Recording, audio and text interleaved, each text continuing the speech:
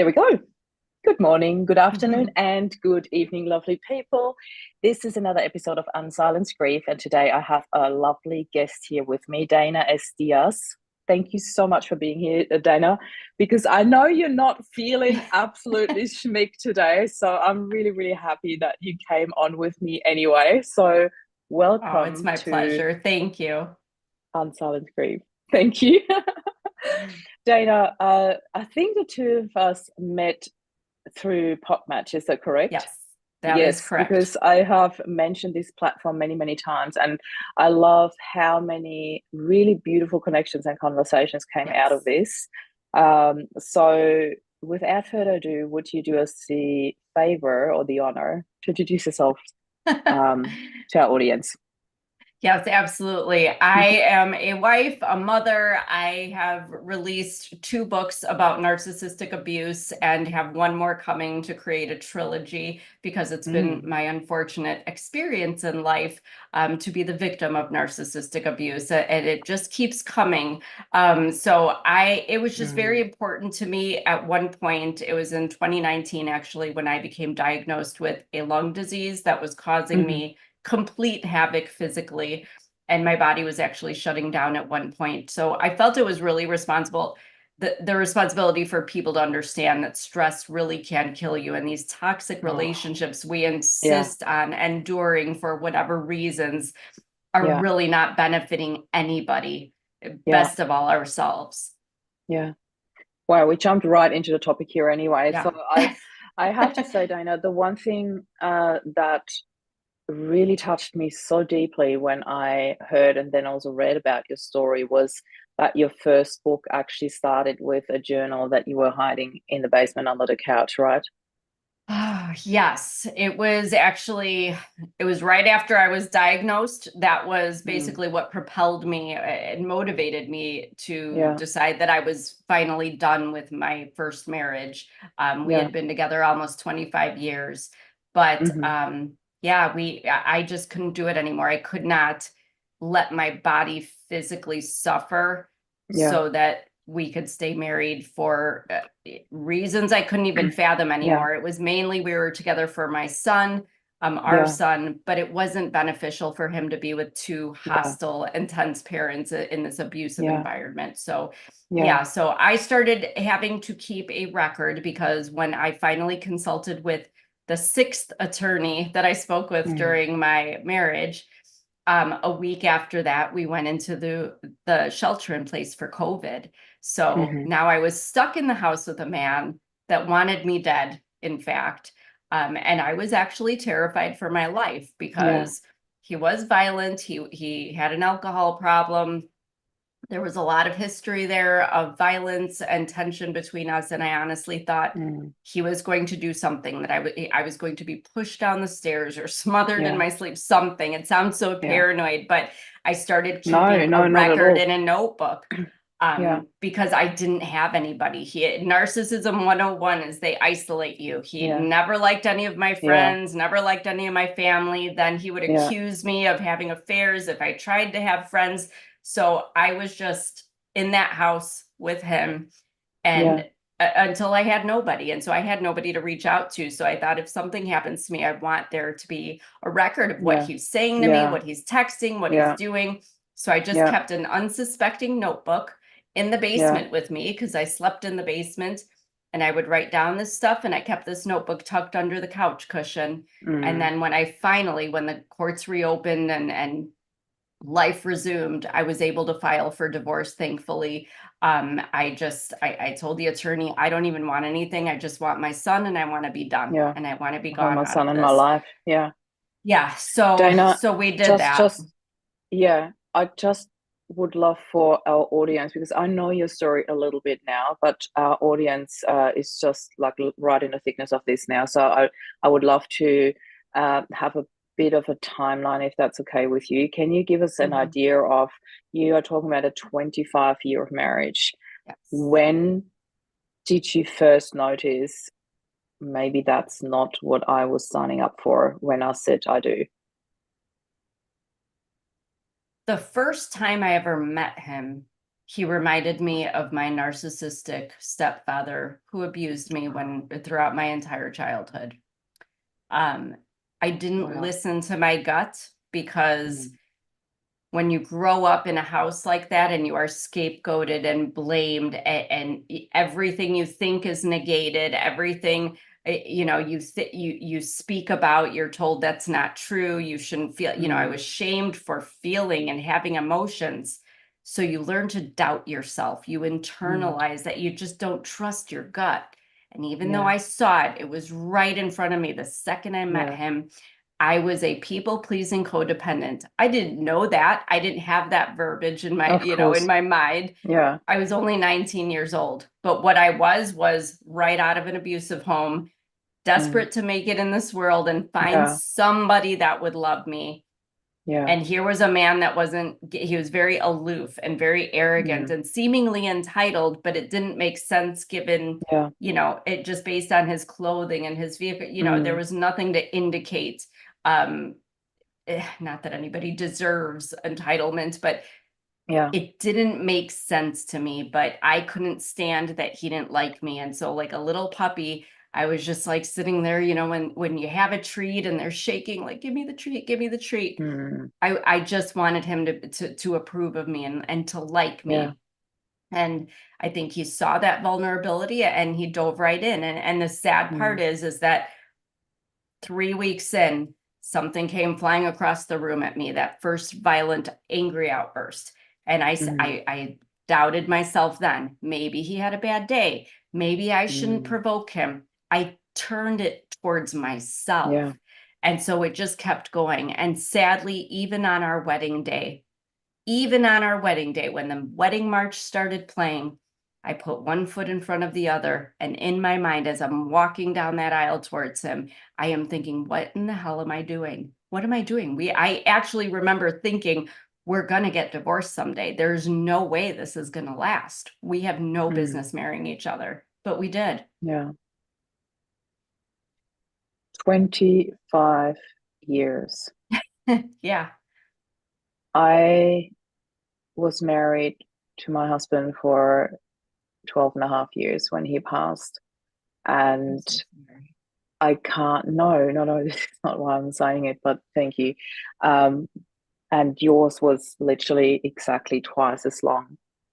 And so our stories are so incredibly different because we are both talking about grief here, but I was married to the love of my life who carried me like all the way through. Like he put me on a pedestal. It was an absolute, beautiful marriage full of love. And I know that you are now in a very, very happy marriage. I So am. that makes me so happy for you. And I'm sitting here thinking, I often say to people that I got so much more out of my marriage in the 12 and a half years that other people ever get in their entire life. There was so much love, so much appreciation, so much Yeah. support. It was unconditional. And then I hear stories like yours, and I have to super naively ask, how on earth do you get through 25 years of this? I'm not sure how I got through 25 years of it because I think the backstory, which I tell of in my second book, because the first book was Mm. about that marriage, that relationship, and the second book's about my childhood. Yeah. Most people have a mother that they can go to and confide in, or their daddy's girl, or they have a sister or a brother. They have somebody, they have cousins. Mm. My mother never even wanted me. She has no contact with me now. In years, I haven't heard from her. Um, Yeah. Her husband wanted me even less because he wasn't my biological father. And I grew up hearing, nobody ever wanted you. You shouldn't even be here. I shouldn't have to pay for another man's child. So to already feel orphaned in this world by my own Yeah. family, Yeah. and now I'm with this man, but here was the catch for me. How did I stay? Because his mother and father were like Mr. and Mrs. Cleaver. They were like the mother and father everybody would want. Yeah. And his grandparents, his whole family, they were such lovely people. And I Yeah, wanted that so bad, and I of wasn't course. willing to give it up. He was the price to pay for that. And it's That very makes sad. so much sense. It makes so much sense. It I can does. so understand that I that didn't want to deepest give it wish. up. Yeah. I I wanted a want to, family. yeah, I want to throw something in there because I think that is such an important thing. I'm very familiar with family constellation. I'm not sure if you heard of that term or not. It's quite big in Europe. It's not as big yet in Australia. I got trained in it because I really loved using it as an additional tool when I work with clients. And in this whole idea of family constellation is built on that deepest need to belong. Like we are That's it. hardwired to want to belong. Um, because that, in a nutshell, in cave terms, is survival. If you leave the pack, you're going to die. That's basically, in a nutshell, how our brains are hardwired, and that's what family constellation is based on. So you often stay in a system enduring the worst of the worst just for that deepest longing to belong. And this is such a classic example, what you are describing here. And I want to give a little bit of a background to that for people listening to this who might be in an abusive relationship right now, in a narcissistic abusive relationship right now, wondering why on earth am I actually staying? And I love that you share this, Dana, because I feel this is not talked about often enough. This real Correct. deep sense of, in particular, when we don't grow up in a happy, supportive, nurturing environment like every child deserves, and we are feeling orphaned in our own family, like you said. I love how you describe that. It is just incredible, poignant how you grew up and then how it transferred into accepting things in your own relationship, in your own marriage that was so unhealthy and so pointed towards you, and you yourself started pointing it towards yourself because this is what you knew, Yes. this is what you grew up with, this is what you were led to believe in your entire growing up and then also going forward into your marriage. So um, I would love to know, you said you didn't have anybody that you could confide in, talk to, and I can only assume, but I want to bring this back to you here, that you were probably not really able to talk to his family about it either. I tried to talk to his Mm, mother, but they were a very conservative and very yeah, polite family. And, looking back and even now, I try to be reasonable about things, because yeah, as much as they said they loved me, that was their blood family. I was not. of course. Blood is always thicker than So, water. excuse me. Bless you. So it was, thank you. So it was something I had to accept, but they would just say, oh, men get angry. They would just kind of brush it off. Wow. But I think the worst part of it was that he knew.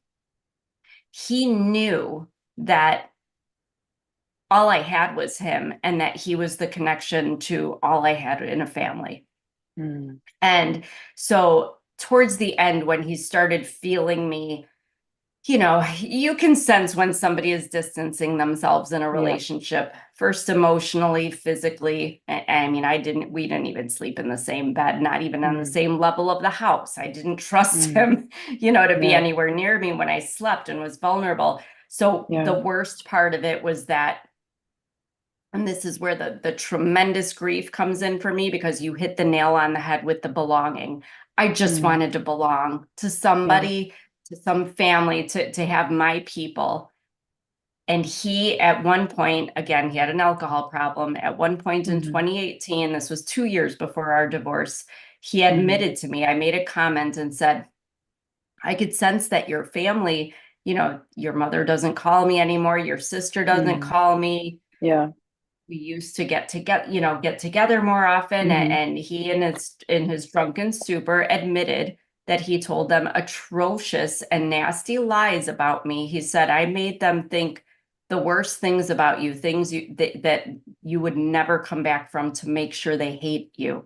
And I said, why would you do that? And he said, because they liked you more than they liked me, and I wasn't going to have that. And I mean, it all began to make sense, because I sensed that. I even though it was superficial and I couldn't confide in them that much, they were Yeah. my family. If I had exciting news, I would call his mom or his Yeah. sister, and we'd get the kids together. And, you know, I had a family to celebrate holidays with. And on my birthday, they called me and said, happy birthday. These are things most people take for granted. These were things I only had with his family.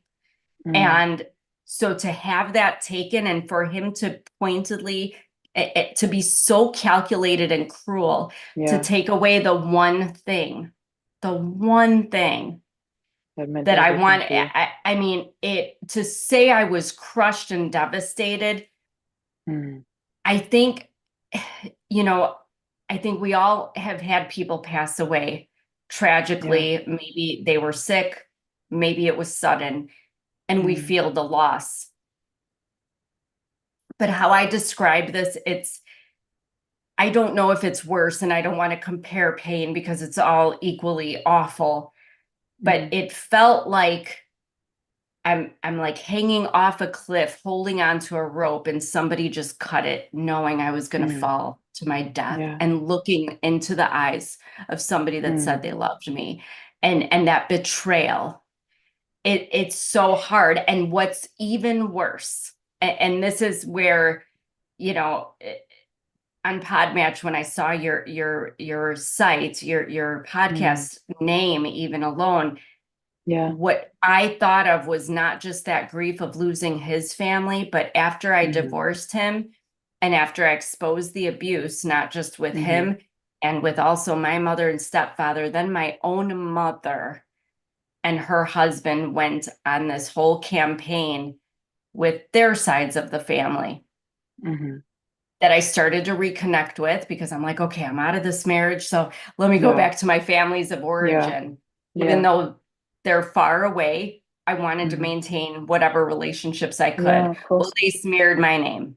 They smeared my name, and also told some pretty atrocious lies as well. That I actually had one of my aunts call me in response to my wedding invitation, when I sent out the invitations for the marriage to my current husband. An aunt was designated to call me to say that nobody is coming from the family. I am no longer part of the family. And then what was worse was, I had this other narcissist, a friend of 16 years, who was actually related to my current husband, who then turned his family, rallied them against me with another lie. I just felt like, I call it the narcissistic apocalypse, and it is the subject of book 3, which is yet to come. But Wow. I was getting hit from all directions. But at one point, and this was, this is supposed to be the happy, I'm getting married to a man I've known for a long time, who puts me on a pedestal. It was like Princess and the Pea, that I finally have a good man and a good, beautiful life ahead of me, and can put the past behind me.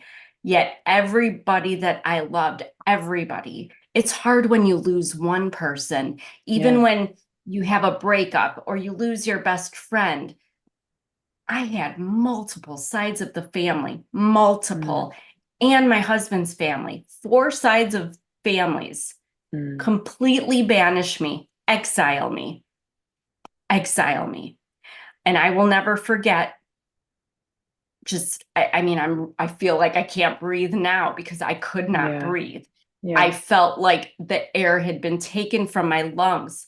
And I'm not a big drinker. I'm a social drinker, but I remember I just saw a bottle of Malibu coconut rum on the counter, and I grabbed it for whatever was left in it.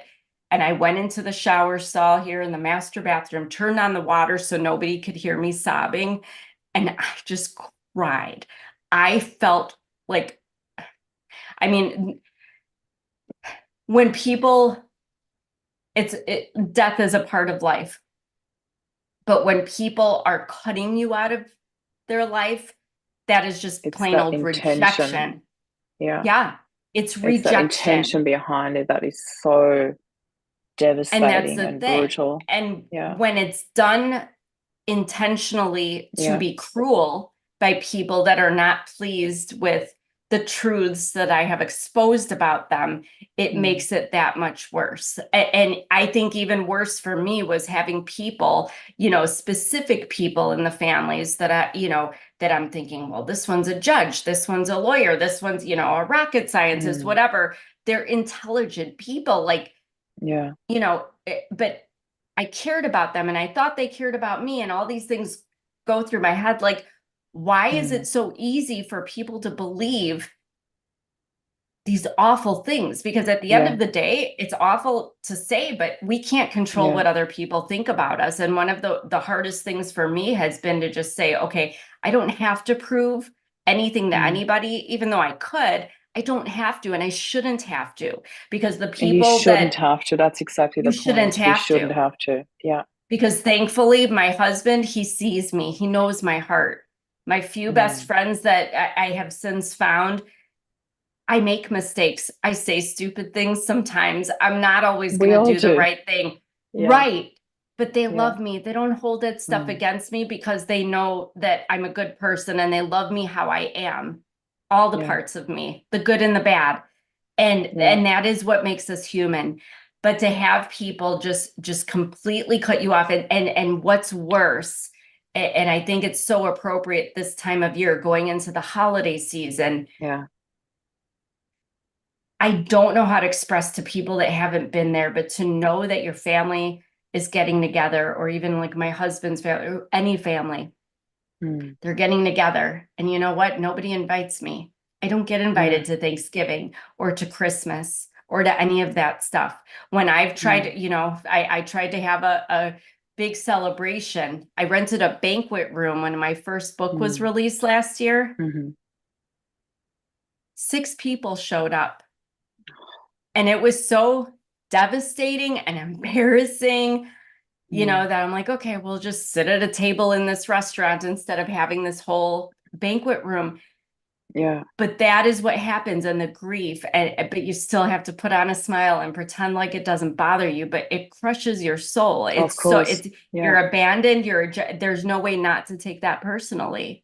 And it's so Yeah. heartbreaking, because I'd like to think like there are people in this world I may not like very much, but I don't want them to suffer. Yeah. I want to say something about this here because I think one of the key sentences for me that I want to talk about here is that it's hard to not take it personal.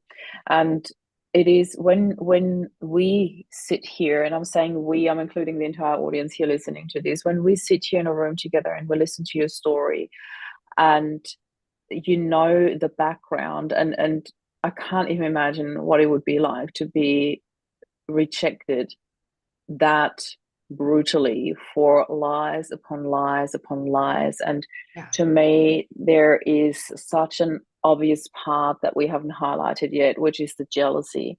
So many people can't deal with, like, Yes. your ex-husband. They loved you more than me. There's the typical jealousy. Yeah. Then with your new marriage, oh my God, she's finally happy, and maybe I'm not. So, like, we're gonna make this not as happy for her as it could be. So there's Right. so much jealousy lurking in the background, which I find terrible. But Yes. then going to this extent of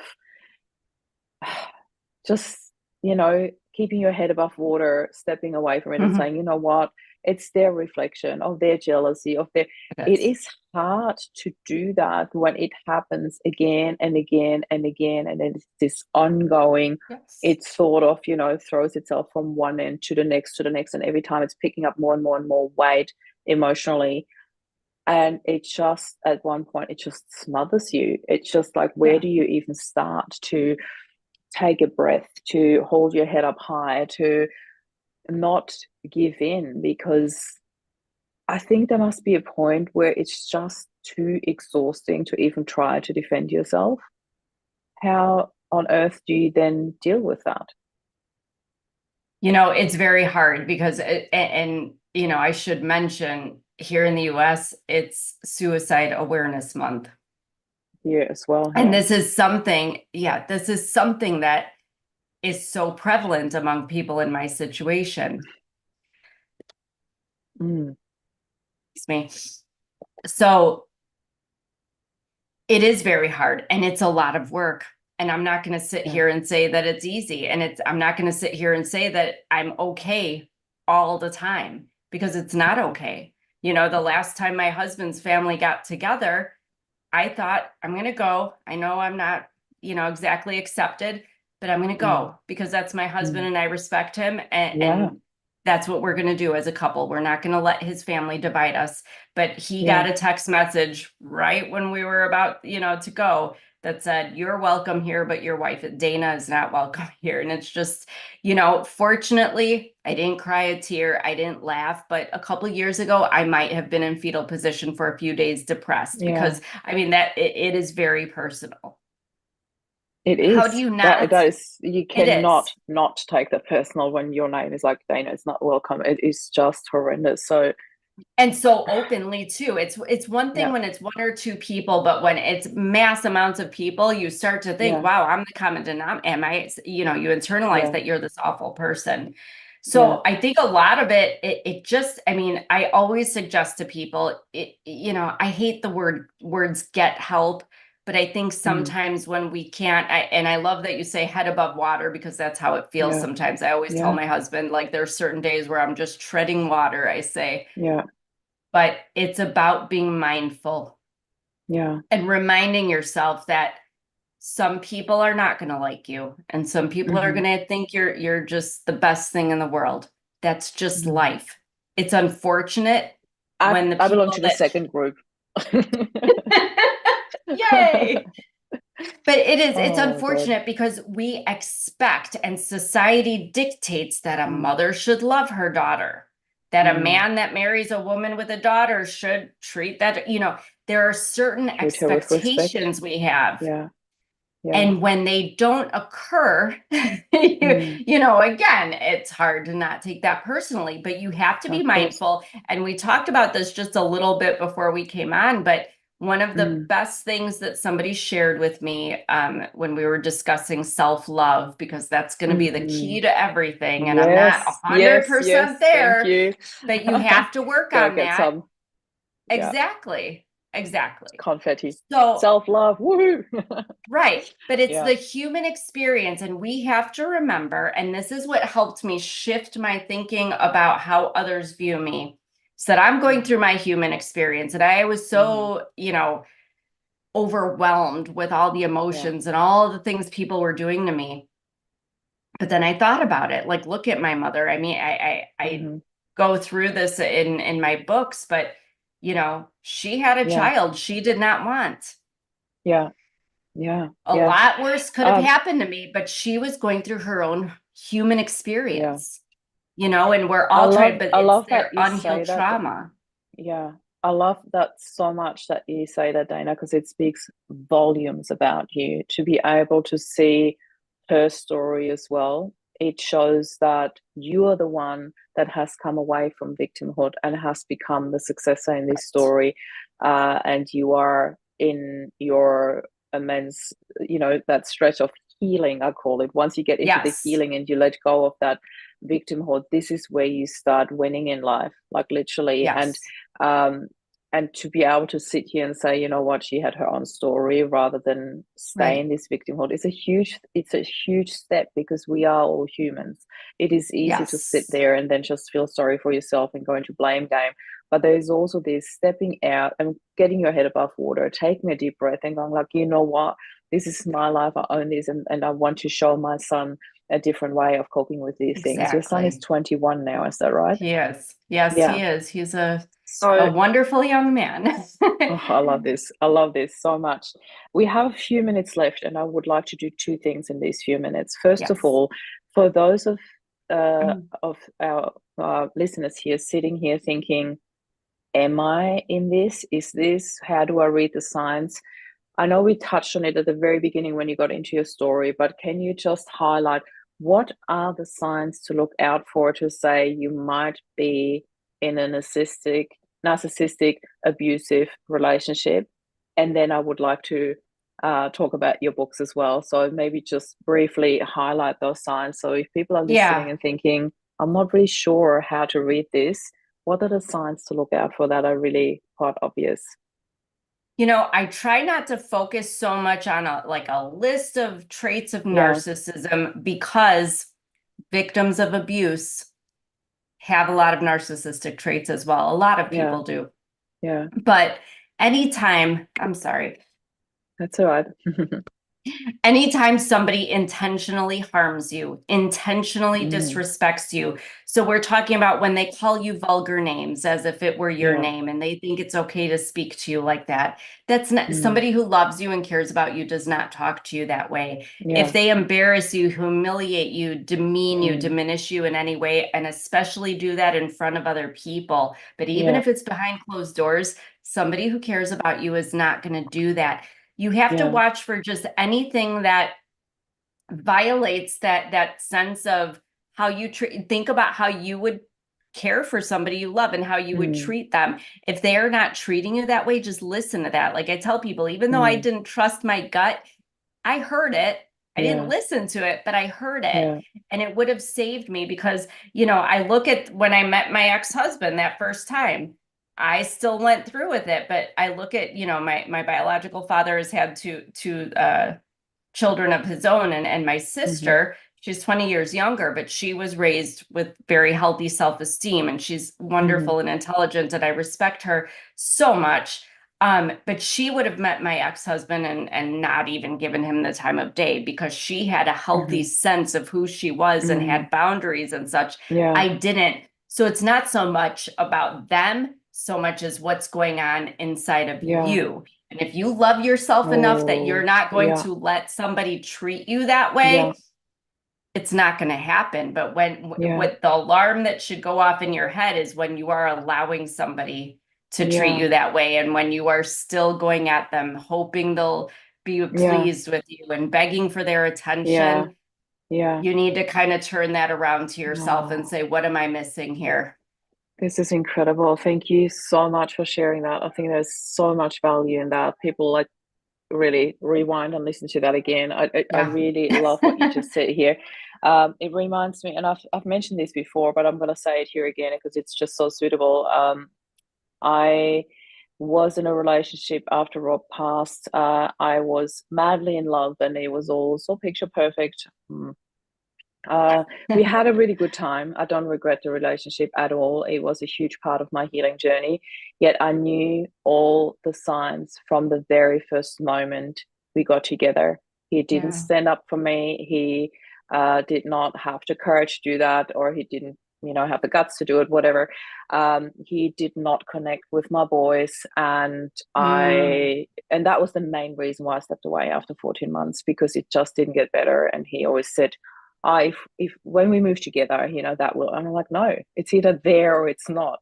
And you don't have to make an right. effort. I don't want to be with a man who has to make Yes. an effort to be nice to my boys. They're freaking amazing. And I know I'm biased, but if you have to make an effort, then you don't Right. belong in this family. So 100%. um there were really beautiful things in this relationship, and really not so good things, which was the reason why I Yeah. left. But a mentor of mine said to me, when somebody shows you their true colors, believe them.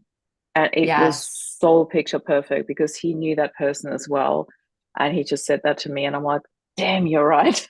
Damn, you're right. I know. It is It so takes true, some of us longer to learn than others, Yeah. but it goes But back to there is also there's how also we view this ourselves. Yeah. wish to belong that was really big for me, especially after the loss of my husband. There was this wish for Yes. a beautiful unity, and also for my boys. I said to him, I don't need a replacement dad. They have their dad, but I do want somebody to have a relationship with them. That's two Oh, different of things. course. So yeah, you are then in a vulnerable position because you're longing for this unity, you're longing to belong, and that is a really huge topic that is so suitable for what we're talking about here today.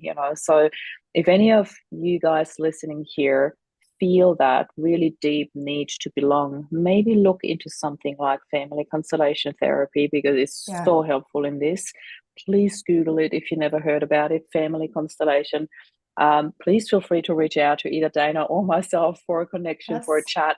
And with that being said, Dana, can you give us a wrap up about your books? I'd really love to hear, maybe give us the title and what these books are about. And we will be sharing in the show notes anyway, where people can find you, where people can find your book, how we can connect. So, yeah, Perfect. please I give us a appreciate that. Yes, rundown. the first Yeah, the first book is called Gasping for Air: The Stranglehold of Narcissistic Abuse. And that was the shivers. first book that came out. It was about my first marriage, that 25-year relationship. And then I just last week released the prequel to Gasping for Air. It is called Choking on Shame: The Scapegoat Child in a Narcissistic Family. And it goes through Wow. my childhood and basically answers the questions to how did I end up in this Mm, adult romantic relationship that was so mm, toxic, and how did I yeah, tolerate that? Why did I tolerate that? And there's a lot there. And yeah. then I will have the third book coming very soon in the next couple of months, and that will be called Swallowing My Pride. And that's Mm, considered the sequel, and it comes mhm, after. It talks about I'm actually going to start the book with Brene Brown's beautiful quote: "In the absence of love and belonging, there is suffering." And it talks about how I was yeah, abandoned and just exiled yeah, and banished, but also found yeah, this one person who saw me, that I'm now married to, and it goes through my healing journey and how everything came full circle, because I want people to know there is hope. Even when you yeah, feel alone, I yeah, promise you, you're not alone. I yeah. promise you, there is somebody out there that just wants to give you a great big hug. Oh, Dana, I love this so much. I can't even begin to imagine. Your books must be You. so incredible, and I really urge anyone who is just thinking about they might be in a relationship like that, Yes. just read Dana's books. Seriously, just read Dana's books. And Dana, we're way over time now, but I didn't care. I just Thank needed you. to, create space for sharing about your books as well. So, in a nutshell, if people want to connect with you, what is the best way that they can find you? Go to my website, danasdiaz.com. Links for Facebook and Instagram are there. Links for the Perfect. books are there. You can email Perfect. me. Everything's right there for you. Thank you. Awesome. And before we go, are there any final words, any last bit of wisdom that we haven't shared yet that you like? I want the audience to know, if there's only just one thing to take away from this is it. It's not you, and it's going to be okay. It's going to be Mm, okay. yeah, I love that. Dana, thank you so much for being here. I really love that we had such an Thank you. open and raw conversation about all of this. I think it's so important that people hear about this. Anybody listening to this, if you got value out of that, if you know anybody who needs to hear that, please feel free to share this episode Yes. and hit the subscribe button for weekly updates of Unsilence Grief. Thank you so much for being here, Dana. This is Thank Dana you. S. Diaz and Maria Alessi